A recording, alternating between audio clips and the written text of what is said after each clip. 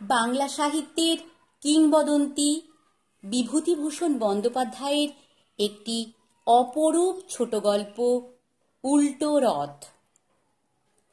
আমার ছেলেবেলায় আমাদের গ্রামে নতুন এক ঘর লোক এসে বাস করল।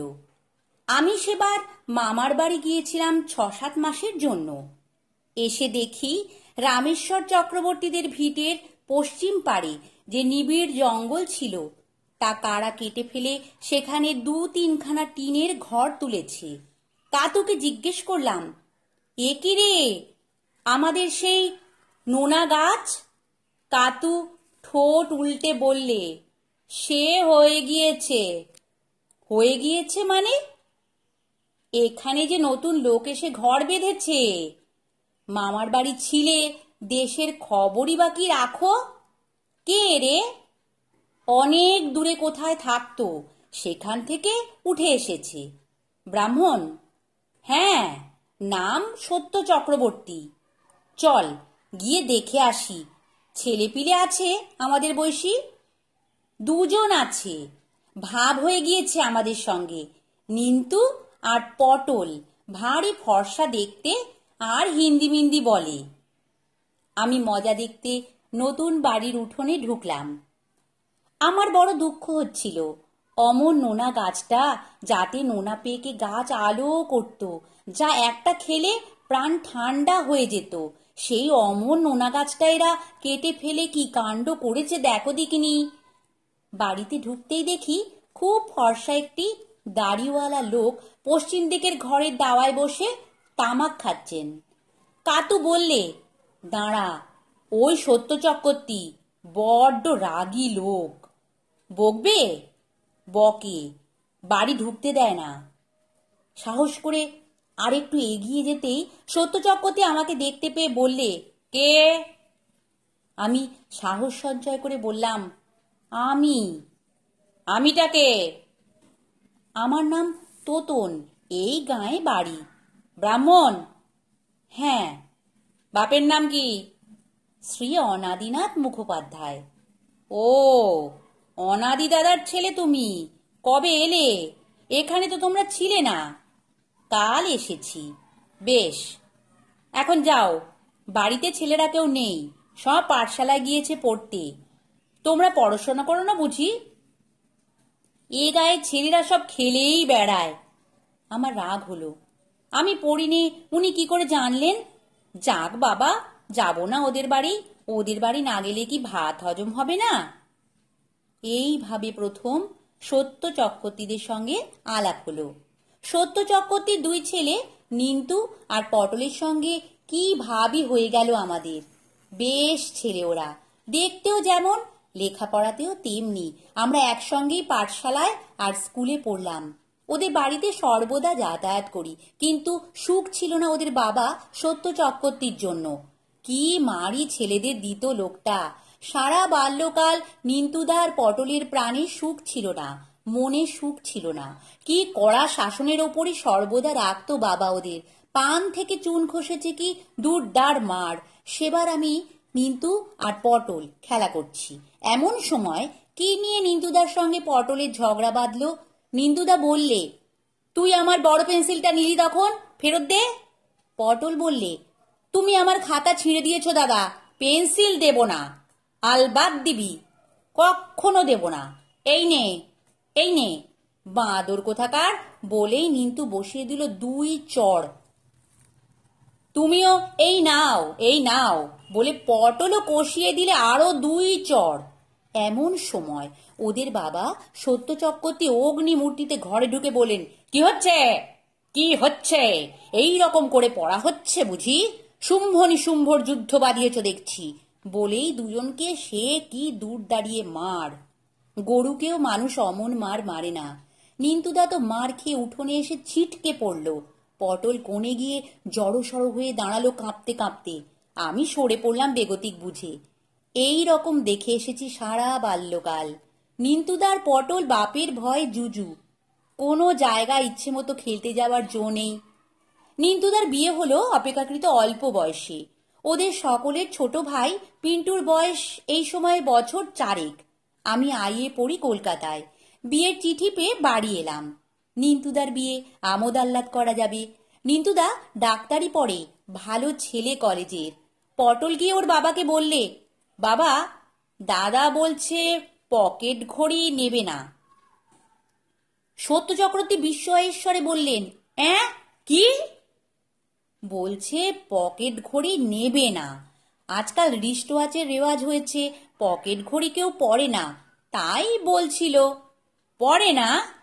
কোথায় গেল সে হারামজাদা? ডাকই দিকে। নিন্তুদা তো সংকুচিতভাবে সামনে এসে দাঁড়ালো, মুখ চুন হয়ে গিয়েছে ভয়ে। সত্য চক্রবর্তী বললেন, তুমি পকেট ঘড়ি নেবে না?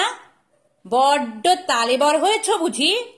বাপের কথার উপর কথা। বজ্জাত পাজি, জুতিয়ে মুখ ছিঁড়ে দেব জানো। যাও, তোমার বিয়ে করতে হবে না, তুমি কালই কলকাতায় চলে যাও। সেদিন বাড়িতে লোকজনের ভিড়, শাঁখ বাজছে, নান্দি মুখে চাল কোটা হচ্ছে। চেঁচামেচি শুনে ওদের মা বার হয়ে এলেন। এসে ছেলের পক্ষ হয়ে স্বামীকে দু কথা শোনালেন। তোমার না হয় 3 কাল গিয়ে 1 কাল ঠেকেছে, কিন্তু দুধের ছেলে, ওর অত হিসেব জ্ঞান এখনো হয়নি তোমার মতো। আজকের দিনে বাছাকে কোনো কথা বলতে পারবে না বলে দিচ্ছি। অত বড় কথা বলতে ওর সাহস হয়? আজকাল কালে কালে সব হচ্ছে কি? অত তোমাকে দেখতে হবে না, যাও বাইরে গিয়ে বসো খানিকক্ষণ। নিন্তুদা সে যাত্রা রেহাই পেল। আমাকে বিয়ের পর নিন্তুদা দুঃখ করে বলেছিল, দেখলি তো ভাই বাবার রাগ, একটা হাত ঘড়ির কথা বলতে গেলাম তা বাবা। আমি বললাম, বাদ দে, গুরুজনদের কথায় দুঃখ করতে নেই। বাবা বোঝেন না, একটা হাত ঘড়ি থাকলে আমাকে কেমন মানাতো। এরপর কিনে পড়িস, নে এখন। দিন চলে যেতে লাগলো। দেখতে দেখতে 20 বছর কেটে গেল, 25 বছর কেটে গেল। তখনকার বালক এখন যৌবনের সীমা পার হতে চলেছে। দেশে এসেছি অনেক দিন পরে। অনেক কিছু পরিবর্তন হয়েছে দেশের। যেখানে আগে কোঠা বাড়ি দেখেছি, সেখানে এখন ভাঙা ইটের স্তূপ আর জঙ্গল। বাড়ির লোক মরে হেজে গিয়েছে। যারা বেঁচে আছে তারা বিদেশে চাকরি করে, দেশে যাতায়াত নেই। আগে যাদের হীন অবস্থা দেখেছি, এখন তারা অবস্থা ফিরিয়ে ফেলেছে। বাড়িতে তাদের গোলাপ পালা, গরু বাছুর, ভাতের অভাব নেই বাড়িতে। এই রকম এক গৃহস্থের বাড়িতে সকালবেলা বেড়াতে গেলাম। এ বাড়ির কর্তাকে ছেলেবেলায় আমি দেখেছি। নাম ছিল মাধব পণ্ডিত। এরা গোয়ালার বামুন, অর্থাৎ গোয়ালাদের বাড়ি দশকর্ম ও শান্তি সস্তায়ন করে অতি কষ্টে পরিবারের অন্নের গ্রাস সংগ্রহ করতেন পণ্ডিত মশাই। এদের একখানা চালাঘর দেখেছি ছেলেবেলায়। তখন মাধব পণ্ডিতের বড় ছেলে জয়কেষ্ট খিদের জ্বালায় সকালবেলা পাকা বিচে শশা খেত মায়ের কাছ থেকে চেয়ে, কুটনোর থালা থেকে তুলে নিয়ে। পণ্ডিত মশাই কোঁচড়ে করে চাল আনতেন প্রতিবেশীর বাড়ি থেকে ধার করে, তবে হাঁড়ি চড়ত। মাধব পণ্ডিত কুলের অম্বল বড় ভালোবাসতেন। একদিন আমার বেশ মনে আছে, জয়কেষ্ট আর বোন নন্দী দুজনে এক কোঁচড় কুল পেড়ে নিয়ে এলো মাঠ থেকে। ওরা পা বিছিয়ে কুল খেতে বসলো রান্নাঘরের দাওয়ায়, কারণ ওদের সদাই খিদে। আমি মুখ ফুটে চাইলাম। আমার হাতে জয়কেষ্ট গোনা একটা কুল দিলে। নন্দী বললে, ও কি দাদা, একটা দিতে নেই, আর একটা দে। তোর ভাগ থেকে দে না। নন্দী আমাকে এক মুঠো কুল দিলে। আজও তার সেই দরাজ হাতের কথা আমার মনে পড়ে বেশ। এমন সময় মাধব পণ্ডিত কোথা থেকে এসে ছেলে মেয়েদের কোঁচড়ে কুল দেখে বলে উঠলেন, বেশ বেশ, কুল কোথায় পেলি? আর খাসনি, রেখে দে, কুলের অম্বল হবে। জয়কেষ্ট বললে, না বাবা, আমরা খাবো। নন্দী বললে, চুপ করো দাদা, বাবা কুলের অম্বল ভালোবাসে, তুমি জানো না? না বাবা, আমরা আর কুল খাবো না, মাকে দিয়ে আসছি অম্বল করতে। কিন্তু গুড় নেই, বলো অম্বল হবে কি দিয়ে? মাধব পণ্ডিত মুখ চুন করে বললেন, ও গুড় নেই, তবে আর কি হবে? আমি তখনই উঠলাম। আমাদের বাড়ি অনেক গুড় পাটালি আছে, কারণ আমাদের 19টা খেজুর গাছ কাটা হয় প্রতি বছর। মাকে গিয়ে বলতেই মা খানিকটা পাটালি দিলেন। আমি নন্দীর বাড়ি এসে সেই পাটালি নন্দীর মার হাতে দিয়ে বললাম, পণ্ডিত কাকাকে কুলের অম্বল করে দিও কাকিমা। আর আজ তাদের পরিবর্তন দেখে অবাক হতে হবে। জয়কেষ্ট পাটের ব্যবসা করে অবস্থা ফিরিয়ে ফেলেছে। একতলা কোঠাবাড়ি, টিউবকল, শান বাঁধানো উঠান, গোয়ালে ৮-১০টা ভালো ভালো গাই গরু, ধানের গোলা। আমি অবাক হই দেখে। জয়কেষ্ট এখন ইউনিয়ন বোর্ডের প্রেসিডেন্ট, চিনি কাপড় দেওয়ার কমিটির সেক্রেটারি, শিক্ষা কর আদায় করবার কর্তা। লোকে মানে, চেনে, ভয় করে। না করলে উপায় নেই। তোমার শিক্ষা কর বাড়ল, চিনির বরাদ্দ কমল, কাপড়ও ২-৩ চালান পাওয়া গেল না। জয়কেষ্টকে এখন গ্রামের লোক বলে বড় বাবু।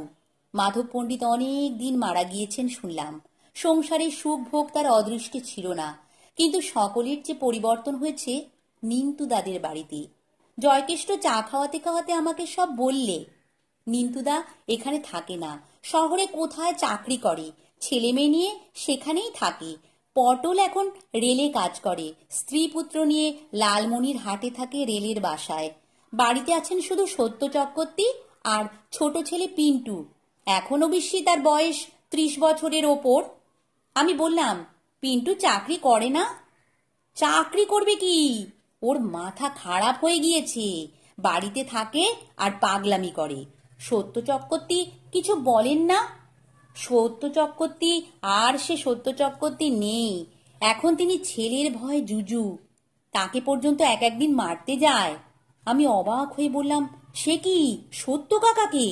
হ্যাঁ, জিনিসপত্র ফেলে ভেঙে চুরমার করে, চাল ডাল ঘরে চাবি দিয়ে রেখে দেয়।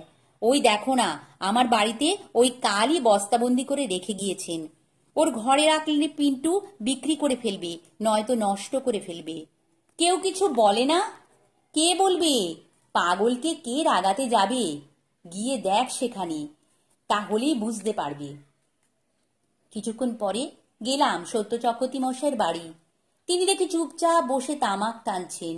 কুশল প্রশ্ন জিজ্ঞেস করার পরে চারিদিকে সন্ত্রস্তভাবে তাকিয়ে দেখে বললেন, আর বাবা, আমার থাকা না থাকা, আমার যে কি কষ্ট বাবা।